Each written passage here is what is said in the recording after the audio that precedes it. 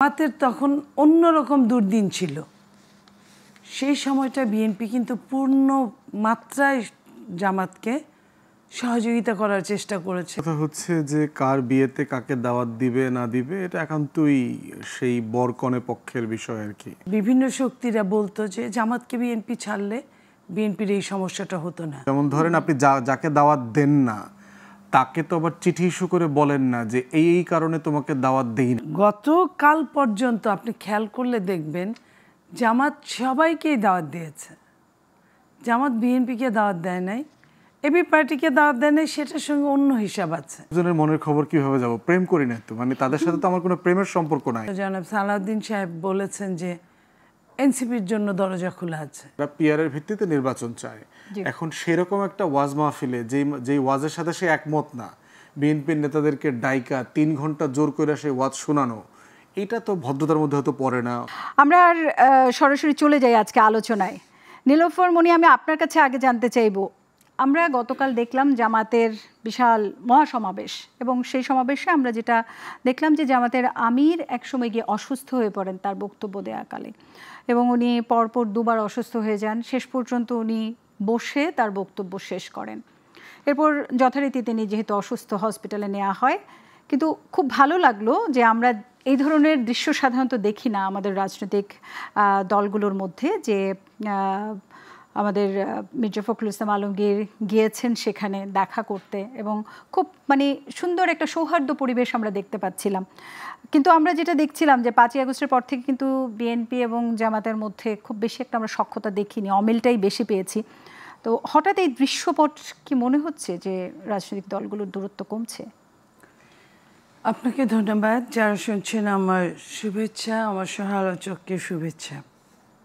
দেখেন, বিএনপি এমন একটা দল, বিএনপি আমি বলি মাঝে মাঝে বিএনপি একটা উদারনৈতিক দল। বিএনপি কারোর সাথে দূরত্ব রাখতে চায় না, সবার সাথে গণতন্ত্রকে পূর্ণমাত্রায় শ্রদ্ধা করতে আগ্রহী যে দলটা, তার নাম বিএনপি। আপনি অবাক হবেন যে জামাতের সাথে 17 বছর অ্যালায়েন্স ছিল, যুগপৎ আন্দোলন ছিল, জামাতকে আওয়ামী লীগ টর্চার করেছে, বিএনপিকেও অনেক টর্চার করেছে বড় দল হিসেবে। আওয়ামী লীগ না থাকলে বিএনপি ক্ষমতার কেউ আটকাতে পারবে না এরকম হিসেবে, আওয়ামী লীগ থাকলেও আটকাতে পারবে না, কিন্তু আওয়ামী লীগ তো যেভাবে ভোটের ছক সাজিয়েছিল সেভাবে আজীবন তারাই ক্ষমতায় থাকবে।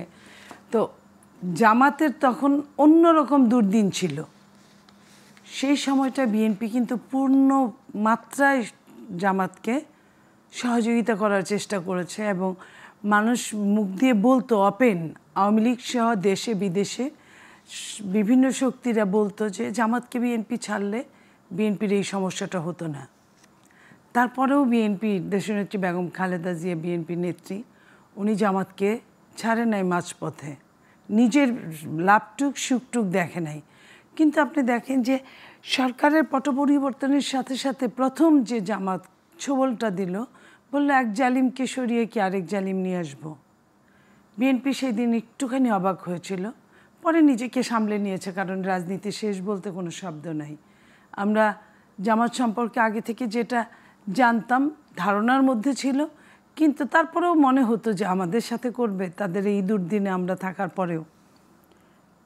গতকাল পর্যন্ত আপনি খেয়াল করলে দেখবেন জামাত সবাইকেই দাওয়াত দিয়েছে। জামাত বিএনপিকে দাওয়াত দেয় নাই, এবি পার্টিকে দাওয়াত দেয় নাই, সেটার সঙ্গে অন্য হিসাব আছে। জামাত মনে করে এবি পার্টি জামাতকে ফেলে, জামাতকে ভেঙে চলে আসছে, হয়তো বা, আমি জানি না, এবি পার্টির নেতা আছে বলবেন। বাট বিএনপি যত এই 11 মাস 12 মাসে বিএনপি যত প্রোগ্রাম করেছে, বিএনপি দাওয়াত দিয়েছে, কিন্তু বিএনপিকে দাওয়াত তো দেয়ই নেই, বরং যে ধরনের বক্তব্য রেখেছে, বিএনপিকে কটাক্ষ করে বক্তব্য রেখেছে। একটা পর্যায়ে জামাতের সভাপতি অসুস্থ হলেন, এটা শুনে বিএনপির বাংলাদেশে এই মুহূর্তে যিনি মহাসচিব, এবং যেহেতু দেশনেত্রী বেগম খালেদা জিয়া রাজনীতির বাইরে কাজ করছেন না এখন, বাইরের দিকটায়, সেহেতু উনি দেশের মধ্যে 1 নম্বরে এখানে আছেন, উনিই দেখতে গিয়েছেন তাকে, এবং উনি আরও ওনার সহকর্মী ডক্টর মঈন খানকে সাথে নিয়ে উনি গিয়েছেন। তো এই যে সৌহার্দ্যটা, যদিও আমরা বলি এবং এটাই সত্যি যে এক হাতে তালি বাজে না, কিন্তু আমরা চেষ্টা করেছি, কিন্তু ওনারা ওনাদের আন্তরিকতার পরিচয় দিতে পারে নাই, বড় মনের পরিচয় দিতে পারে নাই। রাজনীতিতে অনেক সময় অনেক সমস্যা থাকতেই পারে। আপা একটু আমি বলি যে এই চেষ্টাটা কেন করছেন আপনারা বারবার, যেটা আপনি বলছিলেন যে বিগত সময়েও আপনারা বিএনপি সবসময় জামায়াতকে ছাড়েনি, সবসময় ধরে রেখেছে সাথে, এটা কেন? নট অনলি জামাত, আপনি দেখেন নতুন একটা দল হয়েছে যেটা এনসিপি সম্পর্কেও কয়েকদিন আগে আমাদের নেতা জনাব সালাউদ্দিন সাহেব বলেছেন যে এনসিপির জন্য দরজা খোলা আছে। তো এই যে নতুন একটা দল সম্পর্কে বলা, আর যারা আছেন তাদের সাথে তো প্রত্যেকটা দলের সাথে তো বিএনপি সবসময় কথা বলছেন, ওনাদের এবি পার্টি থেকে শুরু করে যারা আছেন যে পার্টিগুলো বাম ডান সবার সাথেই। তো এখন কথা হলো যে বিএনপি কেন এটা করছে। বিএনপি মনে করে, বিএনপি এর আগে দেশ শাসনের ভার ঘাড়ে নিয়েছিল, হাতে নিয়েছিল, জনগণের পাশে থেকেছে, জনগণের পালস সম্পর্কে জানে, এবং বিএনপি মনে করে যে দলীয় ভাবে শুধু চিন্তা করা না, বাংলাদেশের প্রত্যেকটা মানুষের পালসের হিসাব নেওয়া বিএনপির কাজ। এবং আপনি দেখেন যে বিএনপি আপনার সবগুলো দলের সাথে ভীষণভাবে আন্তরিক থাকার চেষ্টা করেন, কারণ এই মুহূর্তে বিএনপি, আপনারাও বলেন আমরাও বলি এবং অন্যরাও বলে যে ইলেকশন হলে বিএনপি আবারও ক্ষমতায় আসতে পারে, আসার সম্ভাবনা, জনগণ ভোট দেওয়ার সম্ভাবনা। সেই জন্য বিএনপির 31 দফার দিকে যদি আপনি তাকান, ওখানে দেখবেন যে বিএনপি যে একটা জাতীয় সরকার গঠনে আগ্রহী, সবাইকে নিয়ে কাজ করতে চায়, এবং এই যে সংস্কার নিয়ে যত কথা চলছে এখন, সংস্কারে বিএনপি কিন্তু সর্বোচ্চ ছাড় দিচ্ছে। যে বিএনপি আপনার এই বিষয়টা নিয়ে আমার দলের অংশগ্রহণ জানার আছে, সব দলের বিরোধী দলের কি কি কাজ করবে, সহনশীলতাটা কেন এবং এটার প্রেক্ষিতে তারা কি চাচ্ছে। আমি আসবো আপনার কাছে। আমি একটু যদি আসাদুজ্জামান ফুয়াদ ভাই আপনার কাছে আসি, যেটা শুনলাম এবি পার্টিও এই জামাতের মহাসমাবেশে দাওয়াত পায়নি, আপনি ভালো বলতে পারবেন আপনারা কি দাওয়াত পেয়েছেন কিনা। তো এই যে মানে জামাতের সাথে তো আপনাদের এই দাওয়াত দেওয়া হচ্ছে না, এবং এছাড়া আমরা এনসিপিকে দেখলাম যে সেই সমাবেশে ছিল, এবং এনসিপির শীর্ষস্থানীয় এক নেতাদেরকে আমরা দেখেছি সেখানে বক্তব্যও দিয়েছে। জামাতের সাথে আপনাদের এই দূরত্বটা কেন হলো? ধন্যবাদ। প্রথম কথা হচ্ছে যে কার বিয়েতে কাকে দাওয়াত দিবে না দিবে এটা একান্তই সেই বরকনে পক্ষের বিষয় আর কি, এবং এই জন্য দেয়া হয় নাই কেন সেই জন্য এবি পার্টি খুব মন খারাপ করে বসে আছে, অনেক কান্নাকাটি করতেছে, টিস্যুর দোকান থেকে সব টিস্যু বিক্রি হয়ে গেছে চোখ মুছতে মুছতে। ব্যাপারটা এরকম কিছু না আর কি। এটা রাজনৈতিক দলের ভিতরে নিজস্ব সিদ্ধান্ত, সে একটা মিটিং কেন করে, তার এই মিটিং করবার মধ্য দিয়ে সে আসলে কি অ্যাচিভ করতে চায়, এটার মধ্য দিয়ে সে আসলে কি বন্ধু খুঁজছে কিনা, তার এলাই কারা, তার প্রসপেক্টিভ ফিউচার নির্বাচনগুলোতে সে কাদেরকে মিত্র মনে করছে, এইরকম অনেক লেনদেন অঙ্ক আছে রাজনীতির, সেটাকে বিবেচনা করে তারা দাওয়াত দেয়। বিএনপিকে দাওয়াত দেয় নেই ধরেন, আমি ধারণা করছি যে এখানে যে 7 দফা জামাতের পক্ষ থেকে প্রস্তাব করা হয়েছে তার ভিতরে একটা জায়গা আছে পিআরএ নির্বাচন, আনুপাতিক হারে, ভোটের আনুপাতিক হারে সংসদে নির্বাচনের ব্যাপার। বিএনপির সাথে তাদের বন্ধুত্বটা নেই, আপনাদের সাথে বন্ধুত্বটা নেই, তো আমাদেরকে বলে টলে নেই তো। যেমন ধরেন আপনি যাকে দাওয়াত দেন না তাকে তো আবার চিঠি ইস্যু করে বলেন না যে এই কারণে তোমাকে দাওয়াত দেই নাই, কিন্তু আপনার কি মনে হচ্ছে কেন তারা আপনাকে দাওয়াত দেয়? আরেকজনের মনের খবর কিভাবে যাব? প্রেম করি না তো, মানে তাদের সাথে তো আমার কোনো প্রেমের সম্পর্ক নাই। প্রেম করলে বুঝতাম যে কেন মানে আমাকে এই দফায় ফুলটা দিল না, ওইটা দেয় নাই আর কি। এখন যে দেয় নাই তাকে জিজ্ঞেস করতে হবে। আপনি তো এটা বলতে পারছেন।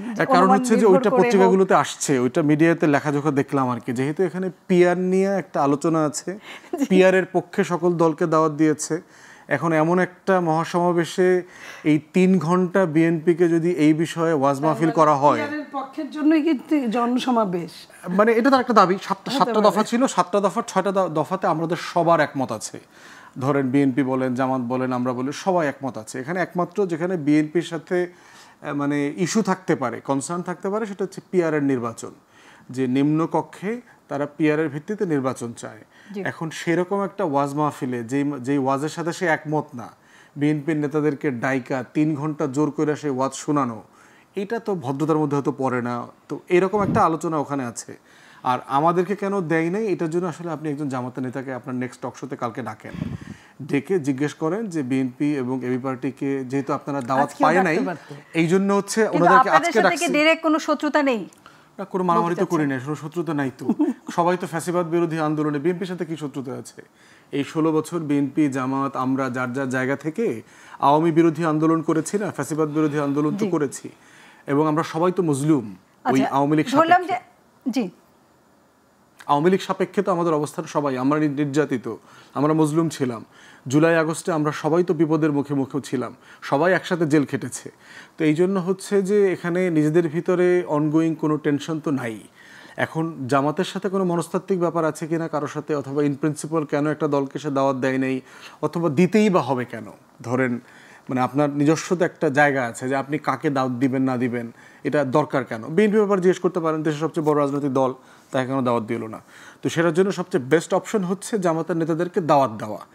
দাওয়াত দিয়ে যে দুজনকে আপনারা দাওয়াত দেন নাই সেই দুজনকে সমবেদনা জানানোর জন্য আমরা গতকালকে টকশোতে দাওয়াত দিয়েছিলাম। যেমন গ্লোবাল টিভির পক্ষ থেকে আজকে মনিয়াপা এবং আমাকে আপনারা সান্ত্বনা দিচ্ছেন যে আপনারা দাওয়াত পান নাই, শনিবারে যেতে পারেন নাই, আপনাদের মনোকষ্ট আছে, আপনাদেরকে এই জন্য মনোকষ্ট দূর করবার জন্য আমরা এনেছি। কালকে জামাত নেতাদেরকে ডেকে জিজ্ঞেস করেন যে ভাই ওনাদের কেন কষ্ট দিলেন, ওনারা তো অনেক কান্নাকাটি করছে দুই দলই, তো সেটার ব্যাখ্যা ওনারা দিতে পারবে। আচ্ছা, জামাতের আমির কালকে অসুস্থ হওয়ার পরে বিএনপির মহাসচিব সেখানে গেলেন, আপনি সেটাকে কিভাবে দেখছেন? দূরত্ব কি কমছে? প্রথম কথা হচ্ছে জামাতের আমির সাহেব যিনি অসুস্থ হয়ে গেছেন ওখানে, তার জন্য দোয়া আমাদের তরফ থেকে। একটা বড় রাজনৈতিক দল, ওনারা মুরব্বী মানুষ, বয়স হয়ে গেছে, এবং যেই বাস্তবতায় ওনারা আন্ডারগ্রাউন্ড পলিটিক্স করেছেন, যে অত্যাচার নির্যাতনের মধ্য দিয়ে তারা 16টা বছর গেছেন, যে ধকল গেছে, প্লাস গতকালকের একটা বিশাল মহাসমাবেশের যে স্ট্রেস প্রেশার, এগুলো সব কিছু বিলায় হয়তো উনি অসুস্থ হয়ে গেছেন। ওনার জন্য আমাদের শুভকামনা, দোয়া।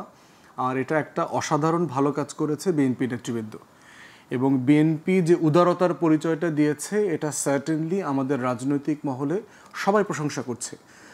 তারেক রহমান বলেন, তারেক রহমানই তো সার্টেনলি পাঠিয়েছে, মির্জা ফখরুল ভাই গেছেন, মঈন ভাই গেছেন, এবং এইটাকে আমরা মনে করি যে আমাদের রাজনৈতিক দলগুলোর ভিতরে দূরত্বটা গোছানোর জন্য একটা ভালো জায়গা। দ্বিমত থাকবে, আমরা একসাথে আরেকজনের সাথে প্রতিপক্ষ হব কিন্তু শত্রু হব না।